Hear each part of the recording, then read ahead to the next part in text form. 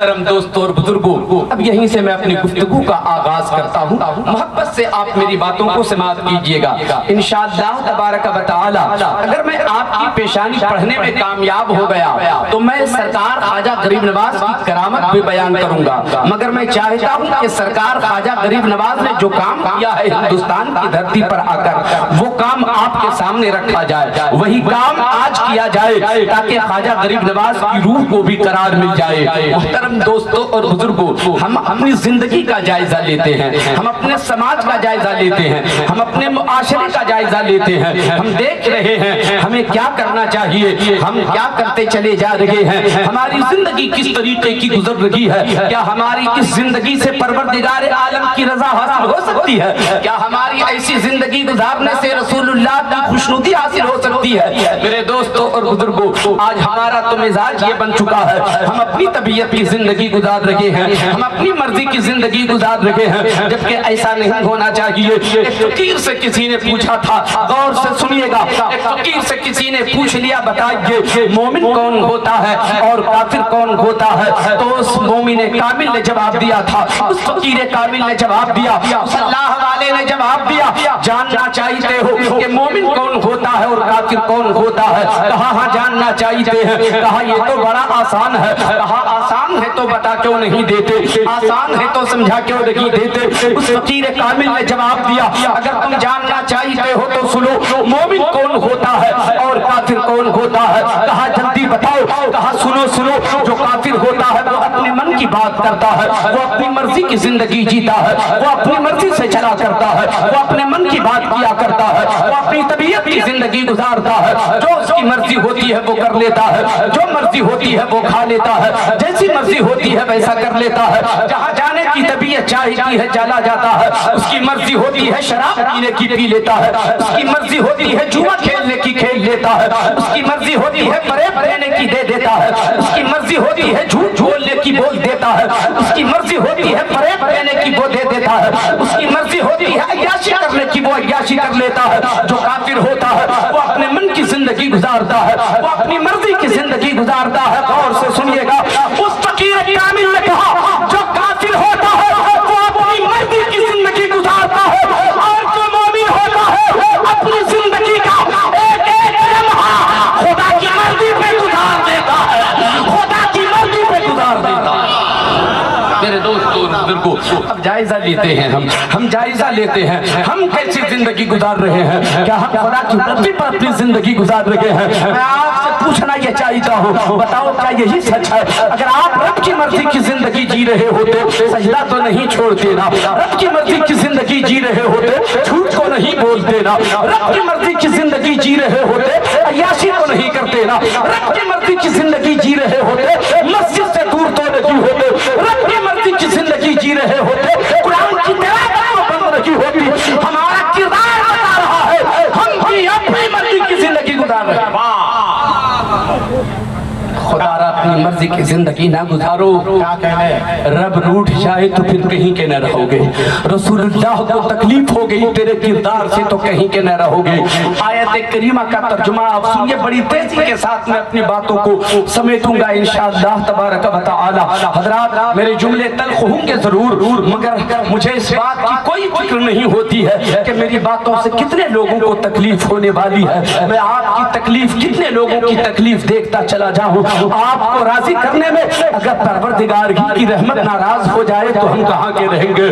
میرا خیال یہ ہے آپ میں سے کوئی ناراض ہو تو ہو، ہمارا رب ناراض نہ ہو، ہمارا رب ناراض نہ ہو، رب کی رحمت ہم سے ناراض نہ ہو۔ میرے دوستو، آپ کی اچھائی کی خاطر میں یہ چند جملے آپ کی خدمت میں رکھ رہے ہیں، حضرات رکھ رہا ہوں، غور سے سنیے گا۔ سچائی آدمی کو بیان کرنا چاہیے، سچ بولنا بھی چاہیے، سچ سننا بھی چاہیے۔ میں سچ بولنے کا حوصلہ پیدا کرتا ہوں، آپ بھی سچ سننے کا حوصلہ پیدا کیجئے۔ جو بات کہہ رہا ہوں وہ سچی بات ہے، سچی باتیں تلخ معلوم ہوتی ہے، مگر تھوڑی دیر کے بعد جب آپ تنہائی میں رہو گے تو آپ یاد کرو گے مولوی جنید نے کہا تو ضرور، غصہ تو آیا تھا، برا تو لگا تھا، مگر مولوی سچ بول کر गया है। अगर उसकी बातों पे अमल कर लिया जाए तो रब की रजा हासिल हो सकती है। अगर उसकी बात पे अमल कर लिया जाए तो रसूलुल्लाह की खुशनुदी हासिल हो सकती है। हम सबका पालनहार इरशाद फरमाता है, उलमाए किराम की थोड़ी सी दुआएं चाहिए हो, आप हौसला देते तो हम बयान कर देता हूं। अल्लाह ताला इरशाद फरमाता है, अल्हाकुमुत तकासुर हत्ता ज़ुरतुमुल मकाबिर। अल्लाह फरमाता है, कसरत माल की तलब ने तुझे हिलाक कर दिया, माल की ज्यादा तलबी ने तुझे हिलाक कर दिया, ज्यादा माल के चक्कर ने तुझे बर्बाद कर दिया, तुझे तबाह कर दिया। इंसान तबाही की तरफ जा रहा है, ज्यादा माल जमा करने के चक्कर में तबाह हो रहा है, ज्यादा पैसे जमा करने के चक्कर में बर्बाद हो रहा है, ज्यादा दौलत जमा करने के चक्कर में इंसान तबाह होता चला जा रहा है, इंसान बर्बाद होता चला जा रहा है, हिलाकत की तरफ चला जा रहा है। इंसान सोचता है चलो दौलत जमा करो ताकि लोग मेरी इज्जत करें, दौलत जमा करो कि ताकि लोग मेरे लिए कुर्सी छोड़ दे, दौलत जमा करो ताकि समाज में लोग मुझे रईस जाने, दौलत जमा करो ताकि लोग मुझे अमीर कह के आवाज दे, ताकि अमीर समझे जाए, लोग मेरी इज्जत करेंगे। चाहे जायज तरीके से पैसा जमा हो या नाजायज तरीके से पैसा जमा हो, मगर पैसे जमा करो ताकि इज्जत मिले। मैं आपसे पूछना चाहिए हो, पूरी जिंदगी इंसान ये न सोचा हराम तरीके से पैसा आ रहा है या हलाल तरीके से पैसा आ रहा है, जायज तरीके से पैसा आ रहा है या नाजायज तरीके से पैसा आ रहा है, बस पैसे जमा करते रहे। फरमाता है कि कसरत माल की तलब ने तुझे हिलाक कर दिया, यहाँ तक कि तुम कब्रों तक जा पहुंचे, यहाँ तक कि तुम कब्रों में जा पहुंचे।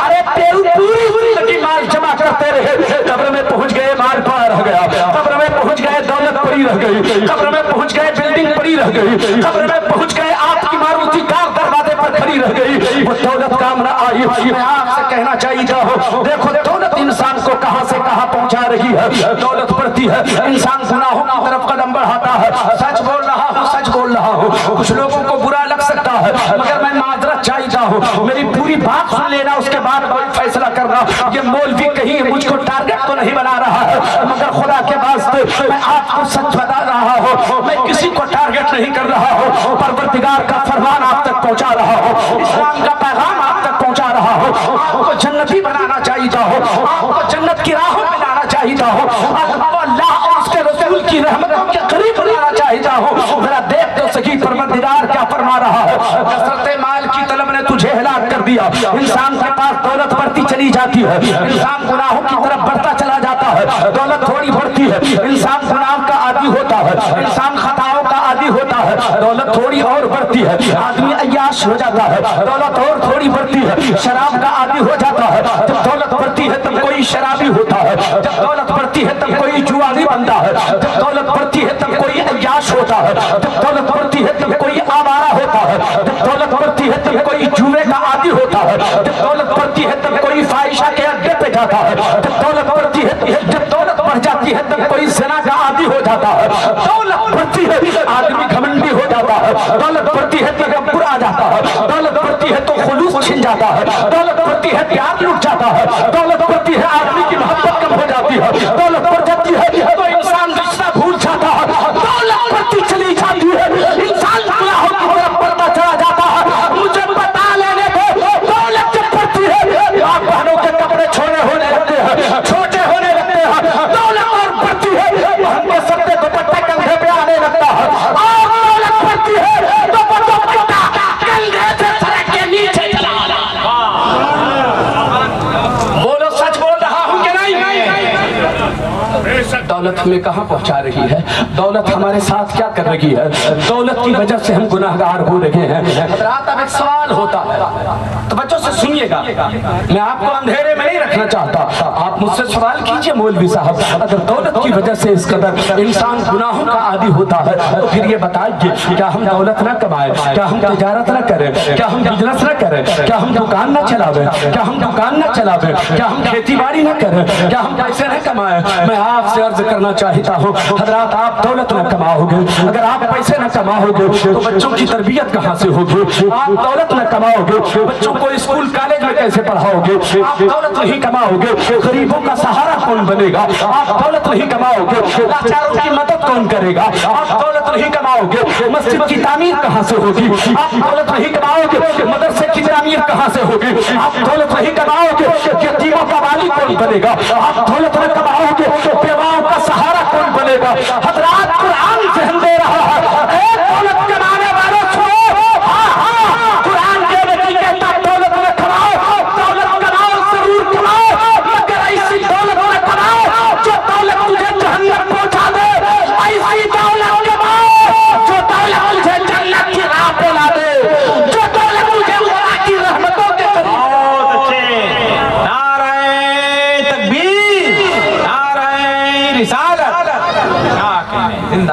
ایسی دولت جمع کرو جو دولت انسان کو جنت کی راہ پر لا دے. ایسی دولت جمع کرو جو دولت دوسروں کا سہارا بن جائے. اللہ کی رحمتوں کے قریب ہونے کا سبب جو دولت بنے وہ دولت جمع کرو. دولت عیاشی کے لیے نہیں ہے, دولت عیاشی کے لیے نہیں ہے, دولت گناہوں کے لیے نہیں ہے. غور سے سنیے تو ایک بات میں عرض کروں, محبت سے درود شریف پڑھیں. اللہم صلی علی سیدنا و مولانا محمد بارک وسلم, صلو علیہ صلاۃ و سلام علیک یا رسول اللہ یا حبیب اللہ صلی اللہ تعالی علیہ وسلم. حضرات آپ دولت کمائیے, غریبوں کا سہارا بنیے, لاچاروں کی مدد کیجیے, مجبوروں کو سہارا دیجیے, یتیموں کی رکھوالی کیجیے, بیواؤں کا سہارا بن جائیے. مسجد کی تعمیر ہو تو دل کھول کر حصہ لیجیے, مدرسے کی تعمیر ہو دل کھول کر حصہ لیجیے. مدرسے میں جہاں بچے پڑھ رہے ہو, آپ کو مہمان اگر ہوتا ہے 1000-2000 اپنے مہمان کے پیچھے خرچ کر دیتے ہو تو مصطفیٰ جان رحمت کا مہمان اللہ کرتا ہے مدرسے میں. ان مہمانوں کے لیے بھی تھوڑا سا حصہ آپ نکال کر کے دیا کیجیے. دولت وہاں خرچ کرو تاکہ رسول اللہ کی خوشنودی حاصل ہو. دولت وہاں خرچ کرو تاکہ خدا کی رضا حاصل ہو. دولت وہاں خرچ کرو تاکہ تیرا عثمان راضی ہو جائے, تاکہ ابو بکر راضی ہو جائے, تاکہ عمر راضی ہو جائے, تاکہ حسین راضی ہو جائے, تاکہ علی راضی ہو جائے. میں تو کہتا ہوں ایسی جگہ دولت دو جس سے میرا خواجہ راضی ہو جائے, تیرا خواجہ راضی ہو جائے. رسول اللہ کی رضا حاصل کرو, خوشنودی حاصل کرو تو رسول کی دعائیں, میرے آقا کی پھر تجھے دعائیں ملیں گی. اگر میرے آقا تیرے کردار سے, تیرے کرتوت سے, تیرے عمل سے اگر راضی ہو جائیں تو پھر آقا تجھ سے راضی ہو جائیں گے, آقا خوش ہو جائیں گے, پھر دعائیں ملیں گی. دولت کیسے خرچ کرنا چاہیے, کہاں خرچ کرنا چاہیے؟ محبت دولت سے کم کرو, اللہ سے محبت کرو. دولت سے محبت کم کرو, رسول اللہ سے محبت کرو. دولت سے محبت کم کرو, رسول اللہ سے محبت زیادہ کرو. دولت سے محبت کم کرو, اس دولت پر اللہ کی محبت فوقیت حاصل ہو, اللہ کی محبت کو فوقیت حاصل ہو. وہ دولت کامیاب ہے جو دولت انسان کو اللہ کے قریب کر دے, جو دولت انسان کو جنت کی راہ پہ لگا دے. سرکار عثمان غنی, غور سے سنیے, سرکار عثمان غنی رضی اللہ تعالی عنہ کے پاس دولت تھی. آپ کہیں گے نا کہ تم دولت کی بات کر رہے ہو مولوی صاحب, عثمان غنی کے پاس بھی تو دولت تھی, الرحمن بن عوف کے پاس بھی تو دولت تھی, حضرت امام اعظم ابو حنیفہ کے پاس بھی تو دولت تھی. یہ لوگ بھی بڑے تاجر تھے, لوگوں نے کیوں کھوایا؟ دیکھو کہاں خرچ ہو رہا ہے, دیکھو کہاں خرچ ہو رہا ہے, دیکھو دولتوں کو کہاں لگایا جا رہا ہے. اے خواجہ کریم نواز کی کانفرنس کا انعقاد کرنے والوں امیروں, میں آج سے کہتا ہوں اگر خواجہ کریم نواز کے نام کے جلسے کرتے ہو تو میدان میں آؤ, خواجہ کا کردار بھی اپناؤ, خواجہ کا کیریکٹر بھی اپناؤ.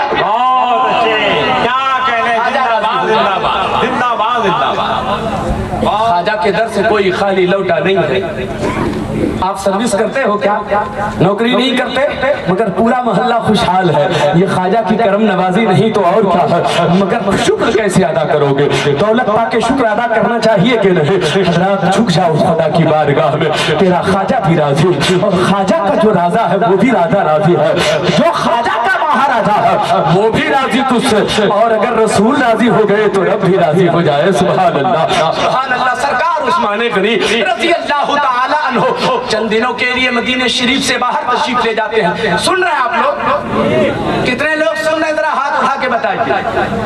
ختم کر دیں کیا؟ تقریر ختم کر دیں؟ بولیں 10 منٹ بولیں. سرکار عثمان غنی رضی اللہ تعالی عنہ, کرامت تو بیان اتنی کر دوں گا نا کہ پوری رات ختم ہو جائے گی, خواجہ کی کرامت ختم نہیں ہوگی. مگر کیا کرو گے یہاں سے جانے کے بعد؟ کیا وہ کرامت تیرے اندر آ جائے گی؟ اگر تو جھوٹے سے سچا ہو جائے تو تیرے لیے یہی کرامت. تو بد کردار تھانے پکار ہو جائے یہی تیرے لیے کرامت. بدلو تو صحیح, کیا کہنے زندہ باد, بدلو تو صحیح. بدلتے نہیں, ہم بدلتے نہیں ہیں. ہم پہ خواجہ کا رنگ چڑھتا نہیں ہے, ہم پہ غوث کا رنگ چڑھتا نہیں ہے, ہم پہ قطب الدین کا رنگ چڑھتا نہیں ہے, ہم پہ شرف الدین کا رنگ چڑھتا نہیں ہے, ہم پہ محی الدین کا رنگ چڑھتا نہیں ہے, ہم پہ تو سلمان کا رنگ چڑھا ہوا ہے. دولت مانگا خواجہ سے رنگ سلمان کا چڑھا لیا، دولت مانگا خواجہ سے رنگ عامر کا چڑھا لیا، دولت مانگا خواجہ سے جو رنگ کسی اور کا چڑھا لیا۔ میں کہتا ہوں ان ہیرو کی بات مت کیا کرو جو دنیا دار ہے، تجھے ہیرو اگر چاہیے تو تیرا ہیرو تو حسین ہے جی، تیرا ہیرو تو مولا علی ہے۔ آئیڈیل اپنا اسے بناؤ، اسے اپنا آئیڈیل بناؤ، اسے اپنا نمونہ بناؤ، پھر زندگی گزارو، مزہ آ جائے۔ سرکار عثمان غنی مدینہ شریف سے چند دنوں کے لیے باہر تشریف لے جاتے ہیں، توجہ سے سنیے، باہر تشریف لے جاتے ہیں، 5 دنوں کے بعد مدینہ واپسی ہوتی ہے عثمان غنی کی۔ اللہ اکبر، جیسے ہی مدینہ شریف میں قدم رکھا اذان کی آواز آتی ہے۔ 5 دنوں سے مدینہ شریف میں نہیں تھے آپ، جیسے ہی مدینہ میں قدم رکھا اذان کی آواز آئی، گھر نہیں گئے عثمان غنی، 5 دنوں سے باہر تھے، سامان سفر بھی ساتھ میں تھا، گھر جانا چاہیے تھا نا، مگر گھر نہیں گئے۔ اذان کی آواز ملی، دوڑ گئے مسجد نبوی۔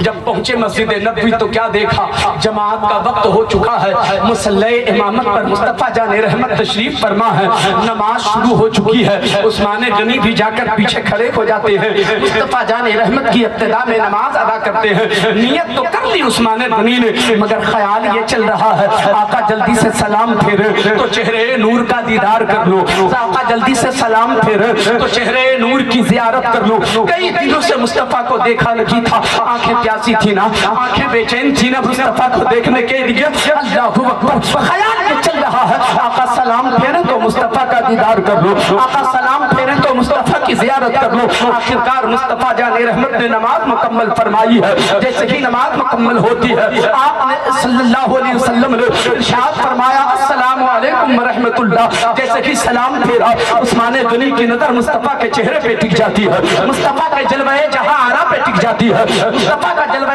جہاں آرا دیکھا تسلی ہو گئی، مگر جو آواز مصطفیٰ کی نکلی تھی، آواز میں تھوڑی کمزوری تھی، آواز میں تھوڑی نقاہت تھی، آواز میں تھوڑی سی نرمی تھی۔ حضرت عثمان غنی جب مکمل نماز ہو جاتی ہے، حضرت عثمان غنی سوچنے لگے یا اللہ آخر وہ معاملہ کیا ہے، میرے آقا کو کوئی تکلیف تو نہیں ہو گئی، آواز میں نقاہت کیوں ہے، آواز میں نقاہت کیا ہے، چہرے پہ اداسی کیوں ہے، آواز میں کمزوری کیوں ہے، آقا کو تکلیف کیا ہو گئی کہ باتوں میں کمزوری دکھ رہی ہے، چہرے پر کمزوری کا احساس دکھ رہا ہے، آخر معاملہ کیا ہے۔ ہمت تو پڑی نہیں کہ آقا سے پوچھا جائے۔ کنارے حضرت بلال تھے، توجہ ہے نا آپ کی، کتنے لوگوں کی ہاتھ اٹھا کر بتائیں۔ عثمان غنی نے کیا کیا، کنارے حضرت بلال کھڑے تھے، حضرت بلال کا بازو پکڑا، ارشاد فرمایا بلال آپ ہی بتا سکتے ہو میرے آقا کو تکلیف کیا ہو گئی، آپ میرے آقا کے ساتھ ساتھ رہا کرتے ہو، ایک ایک لمحہ گزارتے ہو، بتاؤ آقا کو کیا اذیت پہنچی، آقا کو کیا پریشانی ہو گئی، باتوں میں نقاہت کیوں ہے، چہرے سے نقاہت کا اثر واضح ہو رہا ہے، باتوں میں کمزوری کا احساس دکھ رہا ہے، آخر معاملہ کیا ہے۔ حضرت بلال کی آنکھیں بہنے لگتی ہیں، روتے ہوئے عرض کرتے ہیں عثمان یہ بات مجھ سے نہ پوچھو، جاؤ مصطفیٰ کے گھر جا کے معلوم کر لو کہ مصطفیٰ کی باتوں میں کمزوری کیوں ہے۔ دل ڈوبا جا رہا ہے عثمان غنی کا، کلیجہ پھٹا چلا جا رہا ہے عثمان غنی کا، دوڑے دوڑے مصطفیٰ کے گھر تشریف لے جاتے ہیں، آواز دیا دروازے پر جا کر امی عائشہ، جواب ملا کون، کہا میں آقا کا غلام عثمان بول رہا ہوں، آقا کا غلام عثمان بول رہا ہوں۔ عثمان کیا بات ہے، اے امی عائشہ بتائیے نا، اے امی عائشہ بتائیے نا، ہم تمام مومنوں کی امی جان سیدہ عائشہ صدیقہ رضی اللہ تعالی عنہا، مصطفیٰ جان رحمت کی زوجہ محترمہ، ارشاد فرماتی ہیں عثمان کیا بات ہے، اے امی جان بتائیے آقا کی باتوں میں کمزوری کیوں ہے، آقا کے چہرے سے نقاہت کا اثر واضح کیوں ہو رہا ہے، آقا کو کوئی تکلیف تو نہیں ہو گئی، کوئی اذیت تو نہیں پہنچ گئی، آخر معاملہ کیا ہے۔ اتنا سنا تھا سیدہ عائشہ صدیقہ کی آنکھیں اشکبار ہو جاتی ہیں، وہ روتے روتے ارشاد فرماتی عثمان کیا بتاؤں، آج 4 روز گزر گئے، مصطفیٰ جان رحمت کے حلق کے نیچے ایک دانہ نہیں اترا ہے، میرے آقا نے 4 دنوں سے کچھ نہیں کھایا، آقا 4 دنوں سے بھوکے ہیں۔ اتنا جو سنا تھا کلیجہ پھٹ گیا عثمان غنی کا، دوڑے دوڑے اپنے گھر جاتے ہیں عثمان غنی، دوڑے دوڑے گھر گئے، آٹے کی بوری اٹھا کر اپنی پیٹھ پہ رکھا۔ عثمان غنی کے گھر سینکڑوں غلام رہا کرتے تھے، مگر چونکہ عثمان غنی 5 دنوں کے لیے باہر تھے، غلام بھی چھٹی پہ تھے، مگر 20 غلام اس وقت بھی عثمان غنی کے گھر موجود تھے۔ 20 غلام کی نظر مصطفیٰ جان رحمت کے اس عاشق پہ پڑتی ہے، عثمان غنی کے نگاہ عثمان غنی کے چہرے پہ پڑتی ہے۔ دیکھتے کیا ہے، ان غلاموں نے دیکھا میرے آقا عثمان نے اپنی پیٹھ پہ آٹے کی بوری اٹھا کے رکھ لیا ہے، دوڑ پڑے 20 غلام، ہاتھ ایسا نہ کیجئے، بوری اٹھا کے رکھیے نیچے، بوری نیچے رکھ دیجئے، یہ کام ہم غلاموں کا ہمیں کر لینے دیجئے۔ فرمایا یہ آٹے کی بوری کہاں پہنچانا ہے، یہ آٹے کی بوری کہاں لے جانا ہے، حکم فرمائیے یہ کام آپ کا نہیں ہم غلاموں کا ہے۔ عثمان غنی ارشاد فرماتے ہیں اے میرے غلاموں سچائی تو یہ ہے یہ کام تمہیں لوگوں کا ہے، مگر آج یہ نوکری میری ہے مجھے کر لینے دو، یہ نوکری میری ہے مجھے کر لینے دو۔ اللہ اکبر، آٹے کی بوری پیٹھ پہ اٹھا کے چلے، آٹے گھر پہنچتے ہیں، جا کر آپ نے پہلے آنگن کی صفائی کیا ہے، آنگن کی صفائی کر لی ہے، آنگن میں جھاڑو لگایا ہے، آٹے کو گون دیا ہے، سالن تیار کیا ہے، روٹیاں پکانے کی تیاری ہے، چولہا جلانے رکھتے ہیں۔ سیدہ عائشہ صدیقہ رضی اللہ عنہا ارشاد فرماتی ہے میں پردے سے دیکھ رہی تھی، پردے کی روٹی سے دیکھ رہی تھی، عثمان غنی جب چولہا جلا رکھے تھے، چولہے میں پھونک مار رکھے تھے، جس طرح بچے گھٹنے کے بل چلا کرتے ہیں نا، انہوں نے اپنا گھٹنا زمین پہ رکھا، جھک جھک کر کے چولہے میں پھونک مار رہے تھے تو داڑھی مبارک سے دھواں نکل رہا تھا، آنکھوں سے پانی بہ رہا تھا، چہرہ لال ہو چکا تھا، پانی بہ رہا تھا آنکھوں سے، چولہے میں پھونک مار رہے تھے عثمان غنی، چولہا جلا رہے ہیں۔ اے مصطفیٰ کے غلاموں سنو، اے خواجہ کریم نواز کے چاہنے والوں سنو، اے خواجہ سے محبت کرنے والوں سنو، آپ دعویٰ کرتے ہو ہم مصطفیٰ کے غلام ہیں، غلام ایسا نہیں ہوتا، غلام ایسا ہوتا ہے جیسا عثمان غنی کو دیکھا جا رہا ہے، جیسا عثمان غنی کو دیکھا جا رہا ہے ایسا غلام ہوتا ہے۔ کون ہے عثمان غنی؟ کون ہے عثمان غنی؟ سوچو، مدینے میں بڑے رئیس کا نام عثمان غنی ہے، سب سے زیادہ امیر کا نام عثمان غنی ہے، جب جہاد کا اعلان ہوتا تھا سب سے زیادہ مال اعتماد عثمان غنی کا جایا کرتا تھا، مصطفیٰ اعلان فرماتے تھے سب سے زیادہ مال عثمان غنی پیش کیا کرتے تھے، بڑے شہزادے کا نام عثمان غنی ہے، اپنے وقت کے رئیس کا نام عثمان غنی ہے، اپنے وقت کے امیر کا نام عثمان غنی ہے، مگر آج وہ عثمان غنی اپنے لیے آج تک کبھی اپنے آنگن میں جھاڑو نہیں لگائی ہوگی، آج مصطفیٰ کے گھر جھاڑو لگا رہے ہیں، اپنے لیے کبھی روٹی نہیں بنائی ہوگی، آج مصطفیٰ کے لیے روٹی بنا رہے ہیں، اپنے گھر کبھی چولہا نہیں جلایا ہوگا، آج مصطفیٰ کے گھر چولہا جلا رہے ہیں۔ مصطفیٰ کا غلام ایسا ہوتا ہے، مصطفیٰ کا غلام ایسا ہوتا ہے۔ اللہ اکبر، سالن تیار ہو گیا، روٹیاں پک کے تیار ہو جاتی ہیں، دسترخوان بچھایا، چلے عثمان غنی، توجہ ہے آپ کی؟ کتنے لوگوں کے ہاتھ اٹھا کر بتائیے؟ عثمان غنی نے دسترخوان سجایا، چلے مسجد نبی پہنچے، میرے مصطفیٰ مسجد نبی میں جلوہ فراز ہے، ہاتھ باندھ کے عرض کرتے ہیں آقا تھوڑی دیر کے لیے گھر تشریف لے چلا جائے۔ آقا سمجھ جاتے ہیں میرا عثمان کیوں گھر جانے کی بات کر رہا ہے، میرا عثمان مجھ سے کیوں گھر جانے کی بات کر رہا ہے، عثمان غنی کی بات سنے۔ اللہ اکبر، حضرت عثمان غنی نے کہا آقا تھوڑی دیر کے لیے گھر تشریف لے جاتے، میرے آقا مسجد نبی سے چلے اپنے گھر تشریف لے گئے، دسترخوان سجا ہوا ہے، دسترخوان پر روٹیاں تیار ہے، سالن بھی ہے، دسترخوان پر روٹیاں بھی ہے، عرض کرتے ہیں مندہ نواز تناول فرمایا جائے، یا رسول اللہ تناول فرمایا جائے، بس چند جملے ہیں سے محبتوں کے ساتھ سنیے۔ میرے آقا نے روٹی کا ایک ٹکڑا توڑ کر کے سالن میں بھگویا ہے، میرے آقا نے اپنے منہ کے اندر ڈالا ہے، دہن مبارک کے اندر ڈالا، ابھی تو حلق سے نیچے اترا بھی نہیں تھا کہ مصطفیٰ کی آنکھیں اشکبار ہو جاتی ہے، ابھی وہ روٹی کا ٹکڑا حلق کے نیچے نہیں اترا، آقا رونے لگتے ہیں۔ سیدہ عائشہ دیکھ رہی تھی، وہ بھی ادھر رونے لگتی ہے، اس لیے کہ جتنے دنوں سے مصطفیٰ نے نہیں کھایا تھا اتنے ہی دنوں سے سیدہ عائشہ صدیقہ نے بھی کچھ نہیں کھایا تھا۔ کیا زندگی تھی میرے مصطفیٰ کی، کیا گھڑی آئی تھی میرے مصطفیٰ کے لیے۔ اے مصطفیٰ کے غلاموں سنو سنو، یہ وہ نبی ہے جس نبی کے در سے کائنات کو روٹیاں ملتی ہے۔ آج وہ نبی بھیگا نظر آ رہا ہے، آج وہ نبی بھیگے نظر آ رہے ہیں۔ اپنی امت کی تعلیم کے لیے، اپنی امت کی تربیت کے لیے، اے غریبوں کبھی اپنی غربت پہ تم ماتم نہ کرنا، غریب ہونا عیب نہیں ہے، بے نیازی ہونا عیب ہے، غریب ہونا عیب نہیں ہے، گناہگار ہونا عیب ہے، شرابی ہونا عیب ہے، جواری ہونا